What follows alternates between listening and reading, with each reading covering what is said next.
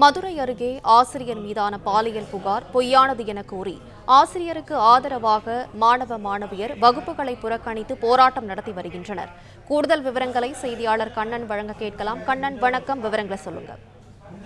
மதுரை மாவட்டம் விக்கிரமங்கலம் பகுதியில் அரசு கல்லூரி மேல்நிலைப் பள்ளியில் 1000க்கும் மேற்பட்ட மாணவ மாணவிகள் பயின்று வருகின்றனர். ஆசிரியர் பற்றாக்குறை காரணமாக தற்காலிகமாக ஆசிரியராக விக்கிரமங்கலம் கிராமம் சார்பாக ஆசிரியர் மூர்த்தி என்பவர் பணி அமர்த்தப்பட்டு சுமார் 30 ஆண்டுகளுக்கு மேல் அந்த பள்ளியில் பணியாற்றி வருகிறார்.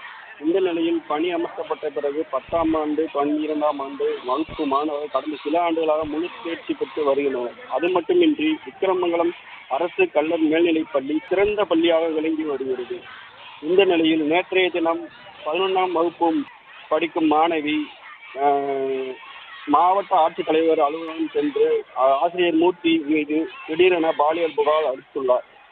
இந்த நிலையில் நேற்று மாலை 200க்கும் மேற்பட்ட மாணவிகள் ஆசிரியருக்கு ஆதரவாக பள்ளி வளாகம் முன்பு அமர்ந்து ஆசிரியருக்கு ஆதரவாக கோஷங்களை எழுப்பி ஆசிரியர் 30 ஆண்டுகளாக பணியாற்றி வருகிறார். மாணவி கூறியது போன்று தவறுகளில் ஆசிரியர் மூர்த்தி ஈடுபட மாட்டார். அது மட்டுமின்றி மாணவி சென்ற ஆண்டுதான் எங்கள் பள்ளிக்கு வந்து சேர்ந்தார்.